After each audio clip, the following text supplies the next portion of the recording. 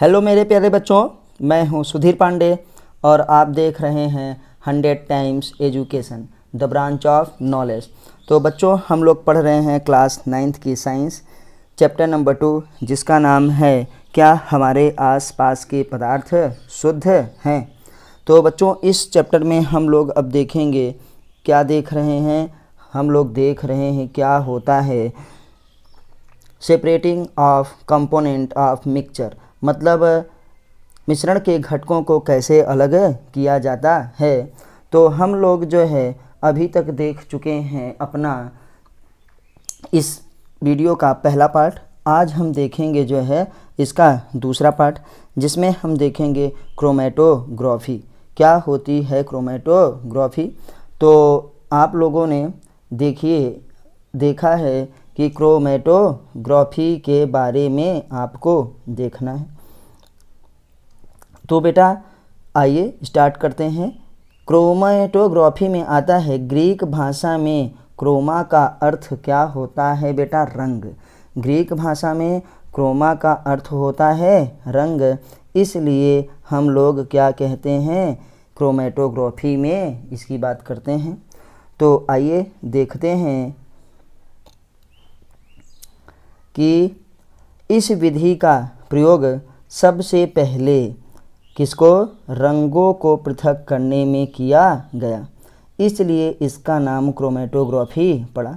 तो क्रोमेटोग्राफी एक विधि है जिससे हम लोग क्या है, रंगों को पृथक करते हैं। तो सबसे पहले रंगों को ही पृथक करने में इसका उपयोग किया गया था, इसलिए इसका नाम क्रोमेटोग्राफी पड़ा। यह एक ऐसी विधि है जिसका प्रयोग उन विलेय पदार्थों को पृथक करने में होता है जो एक ही प्रकार के विलायक में घुले होते हैं। मतलब विलायक एक ही होगा, लेकिन उसमें क्या है, कई रंग के पदार्थ घुले होंगे, मतलब विलेय एक से ज़्यादा होगा, विलायक एक ही प्रकार का होगा। फिर आगे बच्चों पढ़ते हैं, मिश्रण के विभिन्न घटकों का पृथक्करण समान विलायक में उनकी भिन्न विलेयता पर आधारित है। तो हम लोग देखेंगे बेटा कि उनका पृथक्करण कैसे होता है कि हमारे पास विलायक है, विलायक में कई विलेय हैं। तो बेटा जब हम रंग वगैरह को डालेंगे तो हर रंग की विलेयता एक जैसी नहीं होगी। विलेयता में हमने पिछली वीडियोज़ में बताया है, लेकिन अगर आपने ना देखा हो तो जा कर के प्लीज़ क्लास 9th केमिस्ट्री नाम का प्लेलिस्ट है, उसमें जा कर के आप वीडियोज़ को देखिए और जो है आप अपना सुझाव हमको ज़रूर बताइए। इस वीडियो पे भी अपना आप कमेंट करिए, हमको सुझाव बताइए कि ये वीडियो कैसी लग रही है। आपको बेटा पसंद आ रही हो तो इसको तुरंत लाइक कर दीजिए ना, और जो है चैनल को सब्सक्राइब भी करिए। जिन्होंने सब्सक्राइब ना किया हो वो सब्सक्राइब करें, जिन्होंने सब्सक्राइब किया है उनको सब्सक्राइब करने की ज़रूरत नहीं है। तो फिर से आगे देखते हैं बेटा कि कहेंगे कि उनकी विलेयता क्या होती है, अलग अलग। कोई रंग है वो ज़्यादा विलेय होता है, कोई रंग है वो कम विलेय होगा। उनकी विलेयता मतलब किसी भी विलायक में विलायक के निश्चित मात्रा में विलेय की सर्वाधिक मात्रा को ही क्या कहते हैं, विलेयता कहते हैं। तो विलेयता जिसकी ज़्यादा होगी, याद रखिएगा न, उनकी भिन्न विलेयता पर आधारित है। उदाहरण के लिए स्याही में उपस्थित रंजक, रंजक क्या है, जो कलर पदार्थ होता है, डाई। तो बेटा स्याही में हम क्या करते हैं, पानी हमारा विलायक है, उसमें हम लोग कलर डालते हैं तो वो क्या बन जाती है, स्याही बन जाती है। तो जो हमारे पास रंजक है, कलर पदार्थ है, वो भी जिसे हम डाई कहते हैं, वो कई रंगों का मिश्रण होता है। का पृथक्करण, तो फिर से देखिए, स्याही में उपस्थित रंजक, रंजक मतलब डाई का पृथक्करण पेपर क्रोमेटोग्राफी के द्वारा किया जाता है। तो याद रखिएगा बेटा, पेपर क्रोमेटोग्राफी के द्वारा किया जाता है। ये क्वेश्चन आपका बन रहा है कि स्याही में उपस्थित रंजक को किसके द्वारा अलग किया जाता है, पेपर क्रोमेटोग्राफी के द्वारा अलग किया जाता है। चलिए हम लोग जो है और आगे देखते हैं बच्चों। अब हम लोग देख रहे हैं कि देखिए हमारे पास क्या है, ये डायग्राम बना है। ये डायग्राम किसका है, पेपर क्रोमेटोग्राफी का डायग्राम है। तो एनसीईआरटी का ही डायग्राम है, यही हम आपको दिखाएंगे कि बेटा ये जो है, ये हमारे पास एक पेपर है। पेपर में आप जान रहे हैं कि जैसे मैं कह रहा हूँ कि एक कागज़ की ये पट्टी है, ठीक। इस कागज़ की पट्टी हमने पेंसिल से एक लाइन खींच ली है, ये वाली रेड वाली देखिए, ऐसे जो ये काली वाली खींची है। अभी हम इसको फिर से रफ में बना के दिखाएंगे। और ये स्याही का निशान, ये जो डॉट लगा है इसे स्याही का निशान बना लिए। अब इस पेपर को हम लोग क्या है, इस वाले जार में देखिए डालते हैं एक डोरी से गट्ठी मार करके, और यहाँ पे जल बना है। देखिए इसी पेपर का जो है ये देखो निशान है, ये छानक पत्र है कि जिससे वो छनेगा न। अब आते हैं ये बाहर वाला, देखो ये जार है, ठीक। और ये कागज़ का हमारे पास क्या है, क्लिप है, जिससे हम लोग क्या करते हैं, कागज़ को पकड़े रहते हैं। और ये कांच की छड़ है जिसके ऊपर में हमने धागे से किसको, पेपर को गट्ठी मारा गया है, और ये जल है। तो क्रोमेटोग्राफी के द्वारा काली स्याही में विद्यमान डाइयों का पृथक्करण, तो इसको हम एक डायग्राम बना के आपको दिखा रहे हैं कि मान लो जैसे ये बना है यही अपने से बनाते हैं तो ज़्यादा समझ में आएगा। बेटा एक इतना बड़ा पेपर काट लिए, देखो इस पेपर को में एक लाइन खींच लिए।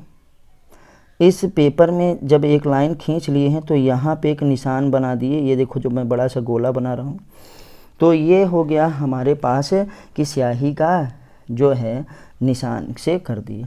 अब इस चीज़ को, इस पेपर को उठा करके, पेपर की कटिंग को हम लोग उठा करके किसमें, एक जार में डाल रहे हैं। बेटा ये है जार, ठीक।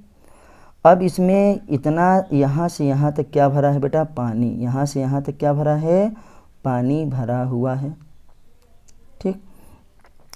तो अब इसको उठा के इसमें डालेंगे तो ये जो है डूब जाएगा। तो इससे पहले इस पेपर को, यहाँ वाले को एक छड़ के सहायता से इसको ऐसे गट्ठी मार ले रहे हैं। किसकी सहायता से, छड़ की सहायता से। तो ये छड़ जैसे यहाँ पे ये लिखा ना, कांच की छड़। देखो ये हो गया पेपर। इस पेपर को हम इसमें डुबोएंगे। देखो तो ये देखो कि इस पेपर को हम लोग ऐसे डुबो रहे हैं। तो देखो ये छड़ क्या है, यहीं पे आ गई, अटक गई। और ये वाला जो है देखो पेपर का ये भाग देखो यहाँ पे ऐसे डूब जा रहा है। तो इसी पेपर के इस वाले भाग में बंदा देखो क्या था हमारे पास, ये देखो यहीं पे स्याही वाला निशान था। अब पानी यहाँ से ऐसे जब ऊपर जाने लगेगा तो बेटा पानी जब यहाँ पहुँचेगा तो क्या होगा, देखेंगे कि ये रंग जो है स्याही वाला ये विलय होना चालू हो जाएगा, उसमें विलायक में पानी में घुलना चालू हो जाएगा। तो कई रंग जो है पारी के पारा इसमें से निकलते रहेंगे। कैसे, बार बार, क्योंकि उसकी विलयता अलग अलग होती है। तो कोई जल्दी घुलेगा, कोई कम घुलेगा, कोई ज़्यादा घुलेगा। तो हमको पता चल जाता है कि डाई में कितने रंग थे। तो समझ लीजिएगा कि डाई हमारे पास क्या होता है, कई रंगों का मिश्रण होता है। तो आपने इसको देख लिया, ये छानक पात्र ही है। और फिर इसको हम लोग कांच के क्या कहते हैं, जार में रखे तो पानी इसके ऊपर चढ़ा तो ये अलग होने लगा। आइए अब थोड़ा और आगे देखते हैं। बच्चों वीडियो कैसी लग रही है आप हमको कमेंट के माध्यम से ज़रूर बताइए। और जो है चैनल को आप सब्सक्राइब करिए जिन्होंने ना किया हो, और अपने दोस्तों से भी सब्सक्राइब करवाइए। तो आइए और आगे देखते हैं। तो जब हम और आगे देखते हैं तो बेटा हमारे पास आता है क्या, कि क्रोमेटोग्राफी के अनुप्रयोग। अनुप्रयोग का मतलब होता है एप्लीकेशन, जिसे हम कहते हैं यूज। क्या कहते हैं बेटा, यूज। जैसे मोबाइल में लिखा रहता है ऐप ना, एप्लीकेशन, तो इसी को कहा जाता है यूज है। कि क्रोमेटोग्राफी के क्या क्या यूज हैं या कहाँ कहाँ पे इसका इस्तेमाल किया जाता है। अनुप्रयोग, इस विधि का इस्तेमाल कहाँ कहाँ पे होता है। तो बेटा पहला, डाई से रंगों को पृथक करने में क्रोमेटोग्राफी का इस्तेमाल होता है। दूसरा, प्राकृतिक रंगों से पिगमेंट मतलब वर्णक जो कलरफुल पदार्थ होते हैं को पृथक करने में इनका उपयोग होता है। और रक्त से नशीले पदार्थों न वर्णकों को पृथक करने में होता है। तो याद रखिएगा, रंग से जो नशीले पदार्थ, ये बहुत ज़रूरी है बेटा। नशीले पदार्थों का, हमारे जैसे नशीला चीज़ लोग खाते हैं तो उनके ब्लड में नशा वाला चीज़ें ज़्यादा हो जाती हैं, तो उसको फिर क्या है, ब्लड से पृथक करने में, अलग करने में किसका इस्तेमाल होता है, क्रोमेटोग्राफी का इस्तेमाल होता है। तो बच्चों आप हमको ये ज़रूर बताइए कि ये वीडियो आपको कैसी लगी, और कमेंट के माध्यम से बताइए कि और क्या किया जाए कि आपको अच्छे से समझ में आए। चैनल को सब्सक्राइब करिए, वीडियो को लाइक करिए, अपने दोस्तों के साथ शेयर ज़रूर करिए और उनसे भी चैनल को सब्सक्राइब ज़रूर करवाएं। मैं हूं सुधीर पांडे और आप देख रहे हैं 100 times education, the branch of knowledge. तो चलिए फिर हम मिलेंगे अगले वीडियो में। तब तक बेटा आप NCERT ज़रूर पढ़िए और 100% NCERT पढ़िए। आपका जो है हर एग्ज़ाम में सिलेक्शन होगा नीट और JEE के लिए, तो NCERT बहुत ही ज़रूरी है। फिर मिलते हैं अगली वीडियो पे, तब तक नमस्ते, जय हिंद, जय भारत।